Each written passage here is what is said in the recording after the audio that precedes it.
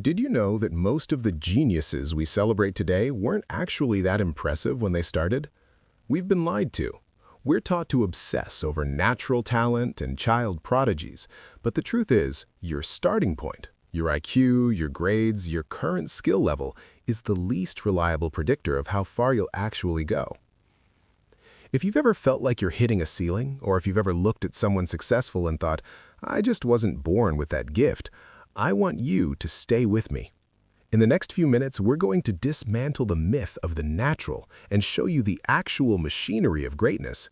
You're going to learn how to turn your weaknesses into your greatest strengths and discover that your potential isn't a fixed ceiling, it's a hidden floor that you haven't even stood on yet.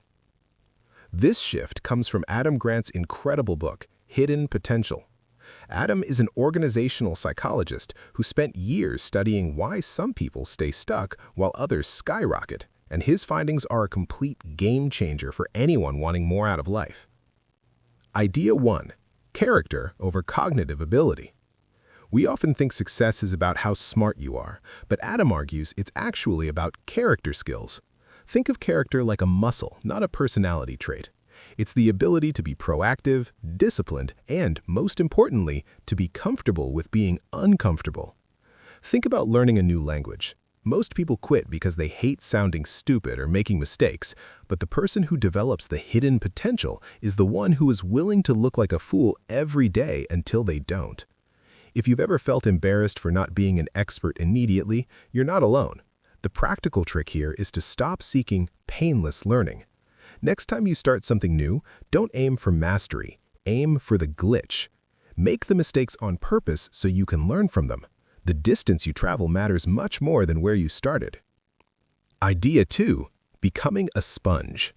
We're told to be a sponge and soak up information, but most people do it wrong. They soak up everything, including the wrong advice and toxic criticism. Real potential is unlocked when you learn to filter. Imagine you're working on a project and you ask for feedback. Usually, people give you two things, useless praise or crushing criticism. Neither helps you grow. Instead, try this. Stop asking for feedback and start asking for advice. When you ask for advice, people look at the future instead of the past. They tell you how to get better, not just what you did wrong. If you've ever felt overwhelmed by everyone's opinions, realize that you are the filter. Take the actionable advice and let the ego-driven criticism slide right off you. Idea 3. The Perfectionism Trap. Here is a hard truth. Perfectionism isn't a badge of honor. It's a straitjacket. It's the fear of being seen as average that prevents us from ever becoming exceptional. Perfectionists focus on the tiny details while the big picture falls apart. Think of a writer who spends 3 hours on the first sentence and never finishes the chapter. If that's you, I promise you are not alone. I've been there too. To break this, Adam suggests aiming for optimal, not perfect. Give yourself a good enough quota for tasks that don't need to be masterpieces. By lowering the bar for the unimportant stuff, you save all that mental energy to go deep on the things that actually define your potential. You don't need a flawless record. You need a productive one. Idea 4. The power of scaffolding and play. When we get stuck, we usually try to grind harder. We think more hours equals more progress. But sometimes you don't need a hammer, you need scaffolding.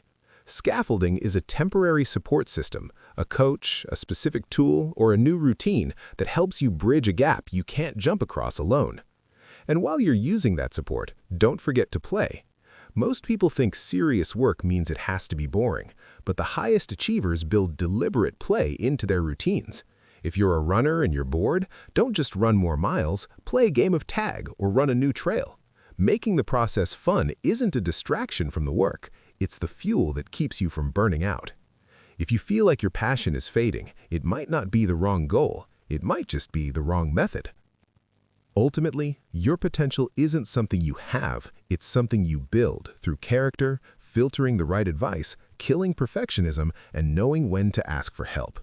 It's not about being the best, it's about being better than you were yesterday. I want to ask you something. What's one skill you've always wanted to learn but felt you weren't talented enough for? Drop it in the comments. Let's talk about how we can apply these character skills to get you started.